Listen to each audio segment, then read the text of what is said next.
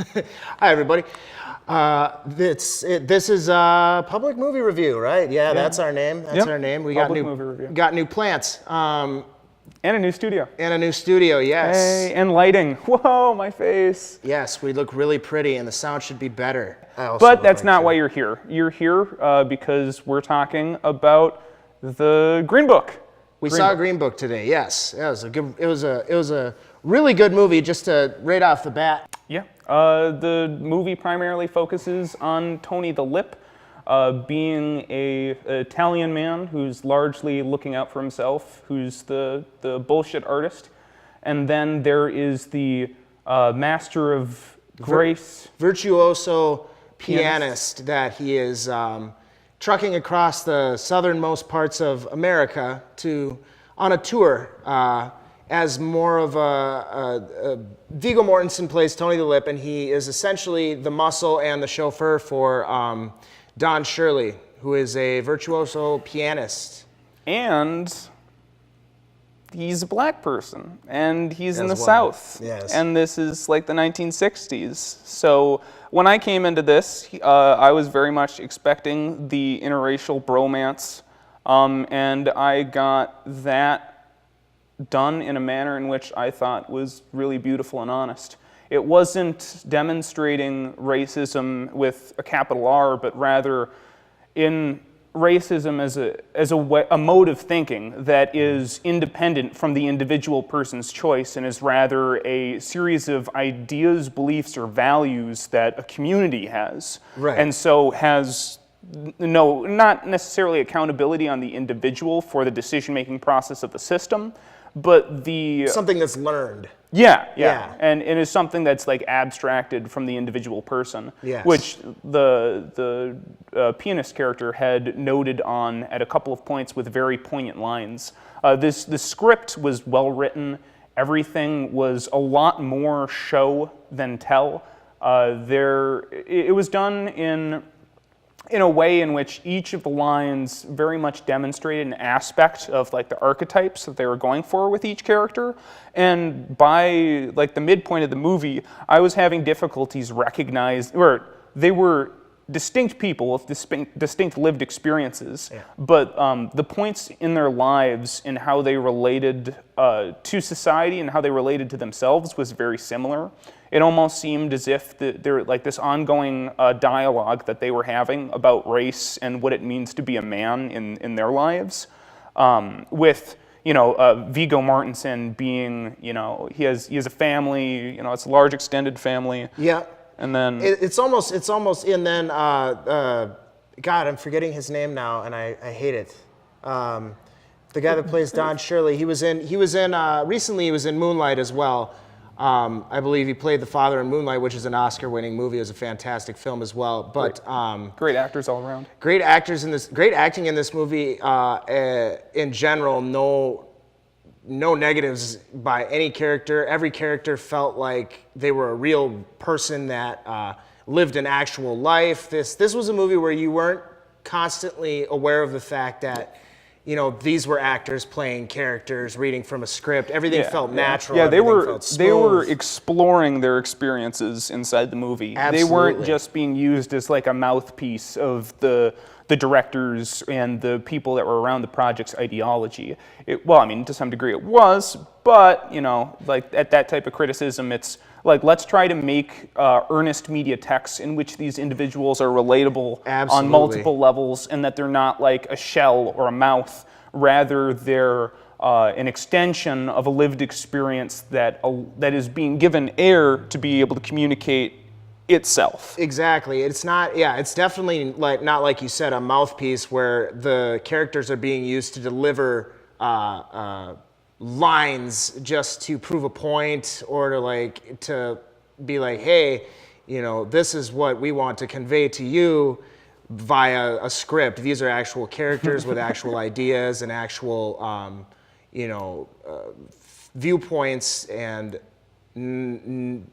different ignorances and stuff. It's kind of amazing because the dichotomy of the characters is almost the polar opposite of what you would see in a lot of movies in this that kind of try to provide this context today in the sense that, you know, the African American character in this movie is the higher up character considered to be the more rich and, you know, he's totally integrated into like exactly like tokenization and like neoliberal big capital, like all of the rich people. There's a Exactly. line where he's like, you know, I'm essentially given thousands of dollars, hundreds of thousands of dollars in order to parade around and so that way white people can feel like they're cultured by my mere presence. Exactly, and then Viggo Mortensen's character is the actual, I'm, you know, raised on the street, check to check. He is the everyman. He is like the prototypical American. The Joe the Plumber-esque Yeah, character, yeah. Exactly, Yeah, and his acting in part, nobody's going to dispute that Viggo Mortensen's a good actor, but in this movie in particular, and I've seen I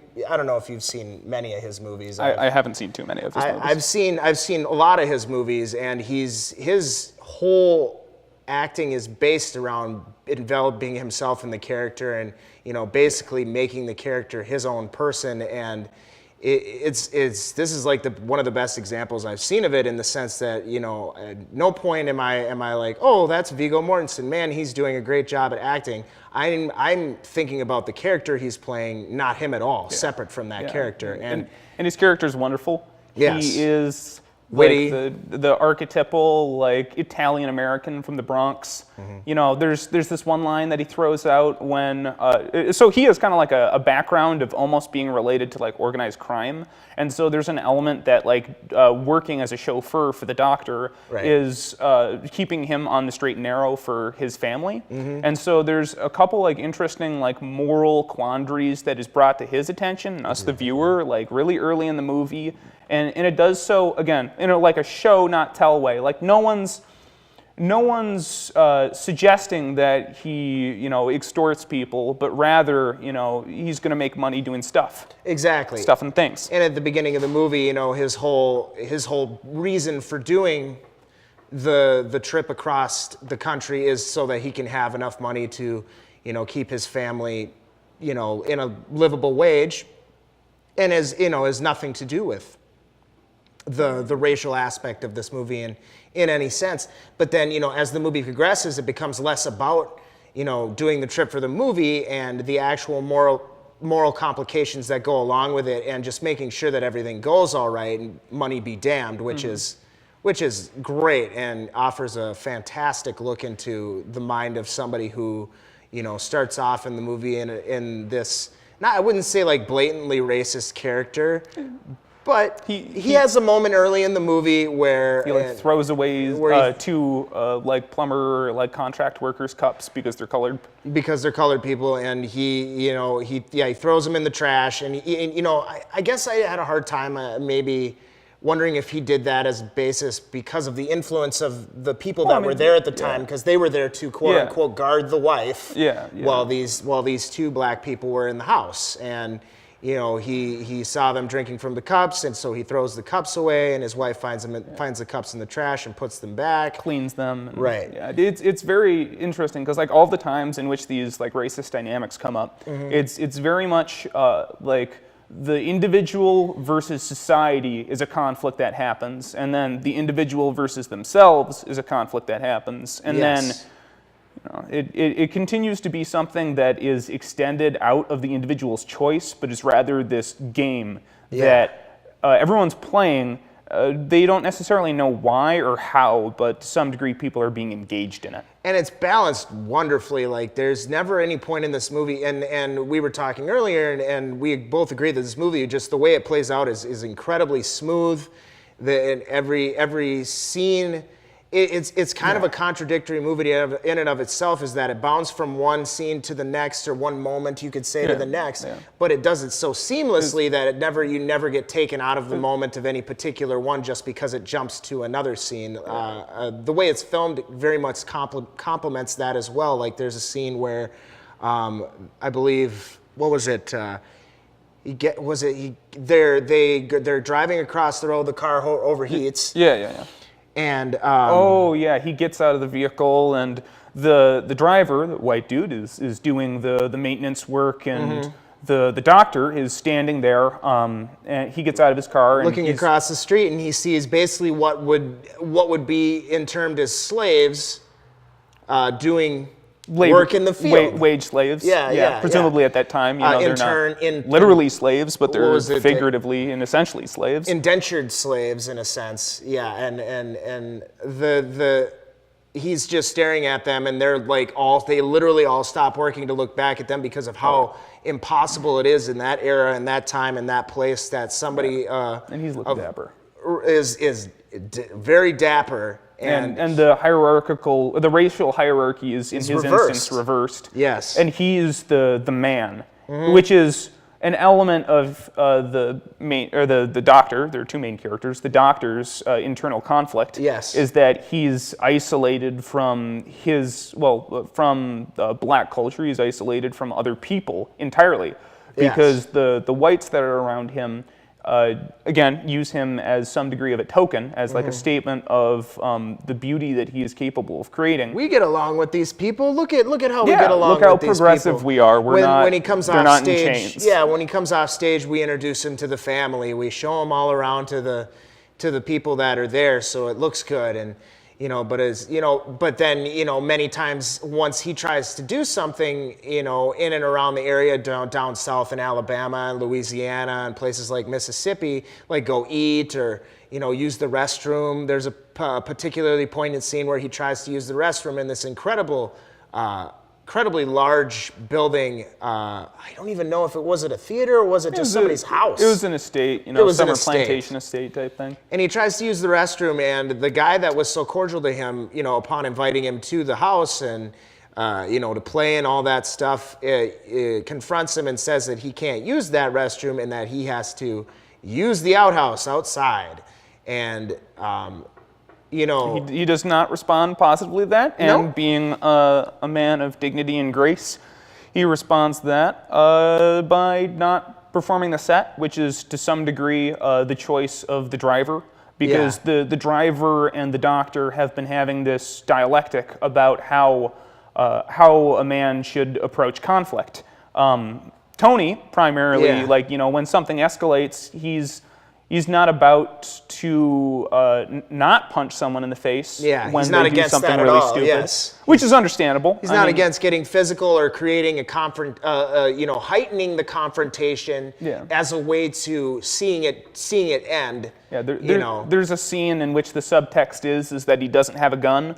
And in one of the instances where the doctor leaves his hotel apartment or like motel type thing and goes out to the city, gets a drink, he's, much like another event that we'll get into, he's accosted by presumably bottom of the rung, average folk in these areas at that time, that being racist brutes. Yeah. And I say that with a small r in the sense that their actions are deterministically caused by the social values that are being carried down. Basically the fact that the area that they live in has not grown culturally. Yeah.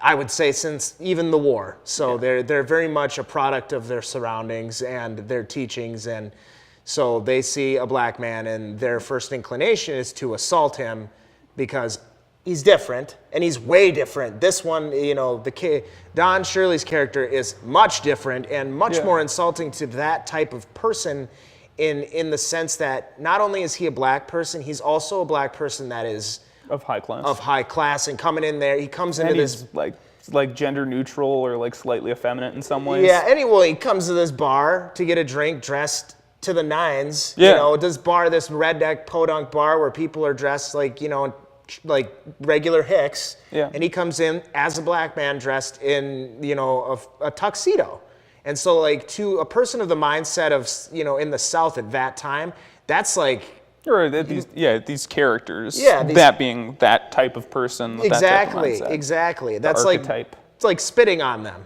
It's just walking in and insulting them without saying anything at all. We need to feel good about ourselves without actually having accomplished anything in our lives. And you coming in here looking the way that you look is incredibly that assaults our sensibilities in that sense. But and so the conflict was that Tony was threatening to pull out a gun, of which at that time you, the observer, presumed that there was no weapon and that he was just bullshitting. Yeah. Because a couple scenes ago he describes himself as the master of bullshit, a name that was given to him from when he was 7. And so, and on the the other character, that being the doctor is, well, obviously he's a doctor. He has a specialization in music, psychology, and I think it was a big word that was like linguistics. Yeah. I believe it what was was like it? Yeah, I can't even.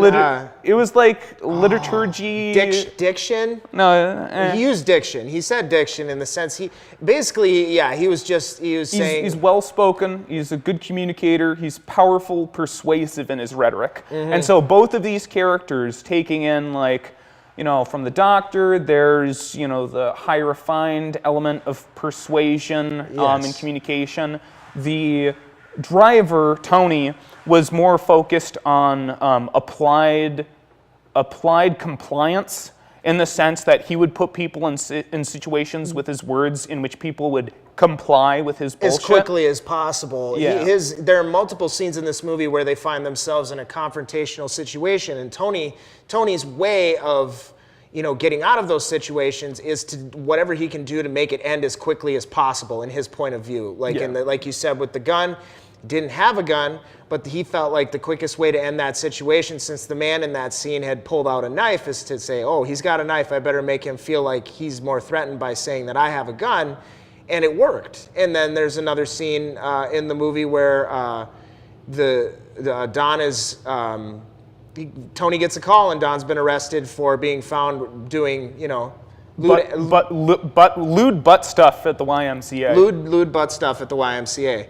And so as a result of that, he's arrested and been beaten and chained to a shower in a jail. And Tony's quickest way to get around that scenario is to buy the 2 cops that are watching over there that are pretty non-compliant at first. I'm not doing a bribe. I'm donating to the police right now. I'm giving you suits. Like you take this money, go out and buy yourself a suit, take the dame out, have a good night on the town. You deserve it. Which to him, in a sense, may not mean much, but where he comes from. But down in the South, you buy somebody an expensive suit, whew, that's a thing. And and so that scene that we just mentioned really goes into the degree of isolation that the doctor feels.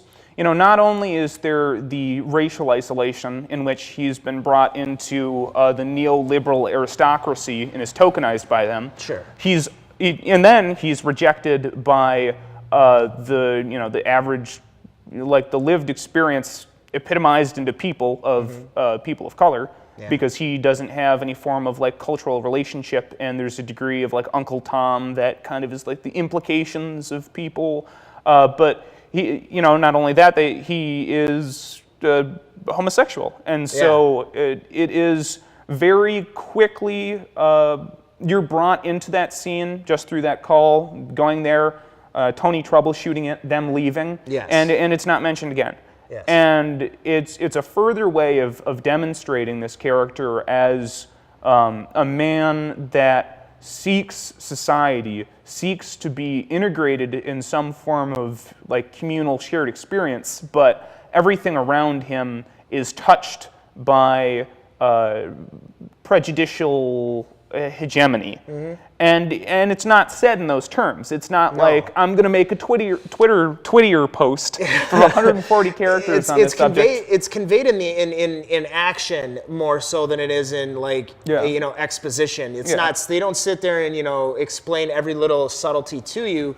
They show you exactly what they mean. One of the main things, like you were saying, in the sense that he's accepted for his talents and what he's good at, it being that he's a virtuoso piano player, but in every other aspect of who he is, he's more than likely hated, at least shunned, shamed, and shamed. All 3 of them.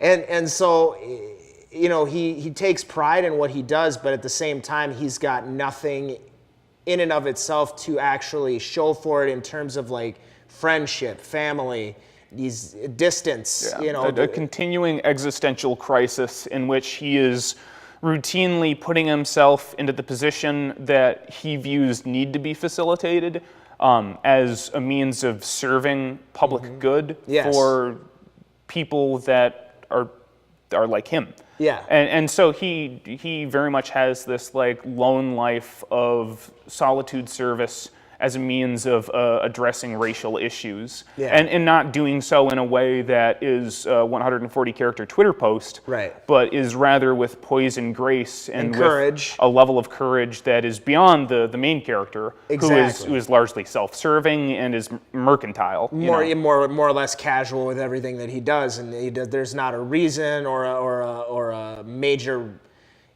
implication for him to do anything. He just does things. There's a scene in the movie where they go to this podunk gas station in the middle of nowhere, and they're selling gemstones on the side of the road, and he sees that one's on the ground, and so instead of paying, he just picks it up and puts it in his pocket in the sense that if it's on the ground, it's not for sale, or it's not exactly for sale. Nobody wants a ground stone, so he just thinks he takes it as free. And that's the excuse he gives, but like the excuse isn't like he just wants it, and like that's an argument, and that's like an element of his bullshit. Right, exactly. And that's like an example of the continuation of this character through his own hero's journey, while the Doctor is through his own hero's journey, in which they both teach each other. Like one of them isn't like, I thought that the Doctor was going to be like the wise black dude trope, but really like they're both equally imperfect individuals. They both have distinct inner conflicts that they're both, and none of them come to the solutions for their problems and their ideals easily. Both have to be convinced thoroughly by watching and seeing and hearing situations as they go across this country to open up their minds to the different aspects of how each of them thinks. Which is great, and it serves the movie well in making you see both sides without being so black and white, for lack of a better word. Phrase. For lack of a better phrase, and it's more of you look into this gray moral complexity area where they both have to understand why one thinks one way and why one thinks the other. It's just written really well, and for the negatives review, there have been negative reviews that I've seen, and where they say that it doesn't get the point across well enough, and I think it got the point across just fine. Maybe it's not like written. Well, maybe it's actually written instead of just like exposition. It's not spoon-fed. Maybe it's not designed for like Chinese consumers. Instead, it's actually designed for Americans or at least people who speak English or Italian or Russian or another one of the languages that were relevant towards the movie. People who understand that complicated things are complicated, and there is not one solid answer for any individual problem. There's a litany of reasons for anything that happens, especially when it comes to something as big as racial points of view. It's obviously the black and white in that situation is don't be racist. That's I mean, if these people wanted to be satisfied, I mean, I don't know their criticisms, but from what we've talked about so far, I mean, if these people really wanted to be satisfied, let's fire the writer, director, let's replace them with the people that are doing Disney stuff, and then we can figure out once again that good things are good, bad things are bad, the sky is blue, and water is quote unquote wet, even though it's not. That's like the best way I can describe it, is that water is wet, but it's not actually wet. Water is water. It's things that are wet. So it's not just simple. It's not just as simple as you can make it be. There's a lot more that goes into this movie, and you can't just go in there and expect it to be just like yelling its point of view at you. And it's a complicated movie that has two well-established character studies of people that you understand the reasons for why they're saying the things that they say, why they have their actions the way they are, and really provides that as a media text to experience. It's done, as you said, in a smooth way. It takes kind of that like montage nonfiction element that the Bohemian Rhapsody movie had, although this movie did it better because I mean, You left knowing a lot more than you would have if you went in. It's like me, and I'm assuming like yourself, you went in Yeah, I not didn't knowing read the much book. about at all the backstory of this wait, movie. read the book as in read the Green Book. Right. Yeah, it wouldn't have been helpful for me at any point in time in my life. I mean, I don't think that it would necessarily. It doesn't apply to you. Maybe yeah, you no, know. Maybe yeah. it applies to somebody else. But Yeah. but There's a really good line that the main character has about that. So like beginning of the movie, he's like, you know, saying goodbyes to everyone. He's like talking to his wife, and you know, like the wife questions why he has it, and he like looks at it, and he says this line, which is like, it's for while traveling while black, and then whenever they do that or something, I can't Yeah, remember. yeah, It was like, or he kinda whatever. like Basically says when traveling while black or whatever. yeah, You know, he kind of like implies like why is it that, you know, black people need to travel, and yeah. which is, you know, amusing because he comes off as like the prototypical like American, has like this like very individualistic way of approaching things, and Yeah. so I would have expected him to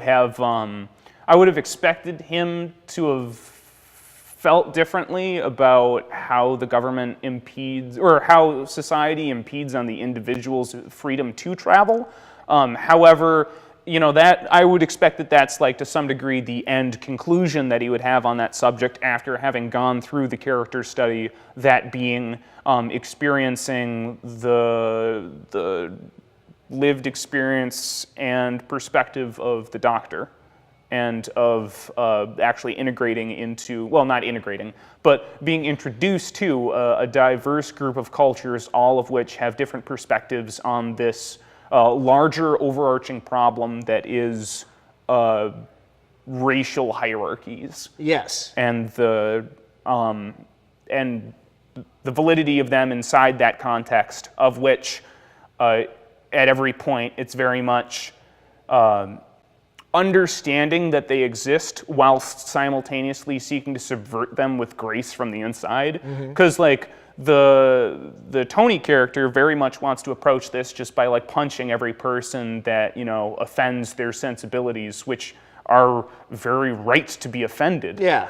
But the doctor proposes within this dialectic a means of addressing it within the framework that the racists have and still coming out on top. Yeah. And so to a large degree, it very much played into that, like, how are we going to have a dialogue about solving race relations? What type of perspectives can we have in the situation, and how this can be driven forward through a communal dialogue about lived experience. Yeah, and then And not with 140 characters, and not with fists. right. However, I'm not saying that civil disobedience isn't appropriate, as per me supporting both of the two dynamics and problem-solving trajectories that the two characters have.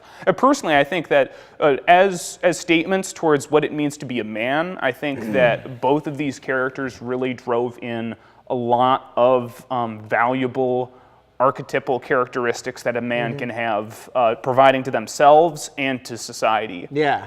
And I think that's a big part of the movie is the. There's very few female characters that are inside this There's movie. the wife and then the Sorry, wife's friends feminists. for like. There's the wife and the wife's friend for like 2 scenes, but. And they're talking about men, so it doesn't win the Bechdel And they're test. not just talking about men, but fawning over men and how Love they letters. and how they write love letters. And how... Which is ironic if you think about it, because they're fawning over men and how they write love letters, and it turns out the person that's supposed to be writing the letters is not writing the letters. Well, I mean, she knows it. She knows... She knew it, but I don't know if they knew that. You know, the girls? That's Yeah, what totally. I find funny Yeah. about it. Yeah. And it turns out to be Not the wife, but her the gay family. effeminate man who's writing the letters so well. Oh, yeah, of course. Instead of the strong I mean, straight man, you know, he's Yeah. not a big poetically and, you know, straight man. He's literally just an Italian guy who's, you know, cusses all the time. But what you learn, I think what comes out of this movie and what you really gain out of it is just the learning experience of both characters. And that, you know, and it's the movie itself is so well put together in terms of nothing is really sacrificed to benefit one or another thing. Like, the writing is great. and it's not in sacrifice of how it's filmed. It's shot great. There's the Everything's colors. a steady cam. Everything's The colors it's are simply really well shot. composed. It's simply shot, but Yeah. the cinematography is just fantastic. Every scene, wide shot, is always of this beautiful landscape or driving scene when they're on the road, and every shot where, and this is a really beneficial thing, every shot when they're in the car is shot inside the car. Yeah, So yeah. when there's tension building inside the car, you feel it because it's a confined space. Yeah. And so it's the shot on Viggo and Don Shirley in the back seat, so you're getting that full interaction from the both of them, and you can feel their argument, get to boiling points. And like I was saying earlier, there's another scene where they're looking out on essentially what are the slaves in the field, and they get back in the car, and the transition between that scene into the scene where they play at the estate in I believe it's Louisiana. It's literally as the car drives by, it's into the next scene, and that was like one of the smoothest transitions I've seen, just in terms of like getting from one point to the next. And Yeah. Movement cuts. They're nice. yeah, it's especially Nice. done well, and it was not jarring. It was just like swoop, and this movie has a really almost old timey feel in terms of like how it was filmed, and you get a really warm and welcoming feeling. The introduction like to the movie, like it starts off in like this nightclub, and they have like this long shot where it's this guy, well, the camera operator, like walking through this like club, and presumably had like a camera on like a stabilizer, like a Ronin S1, and is just like walking across as like these iconic characters come up in front of it in order to display like the environment that they're in, the type of time period, the racial groups that are going to be involved in this specific space, of which it was like an Italian nightclub. So it's super lived in. It's Yeah. just super, like, it feels so real. Like when you're walking through, it's almost like you're transported back to that time and you're walking through that nightclub. yeah, they did a good job at all the sets. Absolutely, and the characters even Bobby Rydell in the very beginning, the guy that sings, is just like, that's awesome. Like you don't need to give me much more than him singing, and there's no like major explanation as to who he is. You just get it. You just know who he is right away. He's a performer. He's a performer in a nightclub. Right, Nightclubs exactly. have performers, right? You know, And they do a great job of explaining characters without having to go into great detail on who they are. Yeah. You're there and you're learning as the movie goes. Speaking of introducing characters without really like needing to know who they are, there are two scenes in which police officers are involved with pulling over the leads inside their car as they're driving. One of them happens when they're inside a town that has a curfew on blacks after sundown, and then there's another one which it happens up north. Surprise, surprise! You can kind of guess how these ended up. So. In the instance of being pulled over in Arkansas, inside that town, there's the lead police officer or sheriff that is pulling them over, and then there's like this secondary character who seems a lot more reasonable in this movie. Like the sheriff says, "Get out of the car." They're in downpour rain.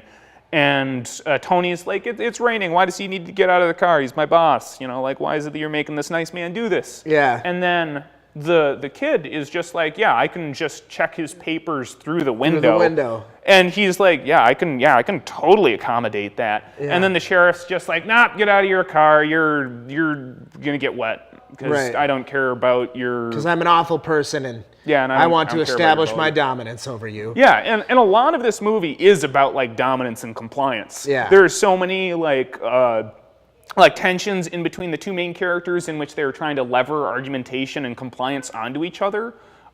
So it's kind of just like a bunch of bulls flexing on each other socially or physically. It is a lot of that movie, and even with the Well, I main mean, characters to a certain extent, they do I love that. It, there are very few. Well, I mean, there's a lot of media texts that have men in them, but Yeah. there are few media texts that actually address male issues or male social dynamics. Yeah. Because talking about social dynamics is apparently not something that men do normally, and so No. very much there's like this imbued level of like, I mean, I brought it up in the previous interview, but there's this imbued level that troubleshooting these social situations is fundamentally based in the understanding that we will try to kill each other, and that ideally, it should never come to anything resembling near that. Yeah. But for the sake of human dignity, justice, Yeah. social niceties, that some things need to be flexed in the physical space instead Right. of just being done through persuasion, which is like a continuing, like throughout the entire movie, they were having that discussion about how to approach conflict. Yeah. You know, are you to use aggression or are you going to use cooperation in order to make them happy while ultimately you're getting what you want? And neither it never really leaned towards specifically towards one side of the fence or the other. The doctor never punched anyone out. Right. He never punched anybody out, but there were he scenes might where have punched out his partner inside that YMCA. I saw it. And with that, we thank you very much for your Yes, time. highly recommend this movie. Fantastic movie. Go out and see it. If you're just in for like a nice sit down, wholesome movie with a great character study and just Not a tearjerker, but you will cry. a great message. This is definitely the movie for you. I don't think that this really has an age restriction. You know, you could see this as a young kid, and You won't understand the complexity of it, You know. but you can watch it. I mean, it just gives you a good feeling, though. You know, Yeah. there's it's an interracial bromance. and it's nice Which to learn feels things good. like that early on, anyway. Even if you can, because even if you have to have your Oh parents yeah, explain totally. it to you later. Yeah, even if you don't understand it, it's The still earlier something you that's learn relevant. this type of stuff, the better. Then you don't got to think about it when you might have certain ideas in your head already. Especially if they're a boy or Yeah. are masculine. Exactly. I guess. Well, thank you very much. This is you for Public watching. Media Review, Andrew Schumacher, and Brock. heck yeah. And we're done.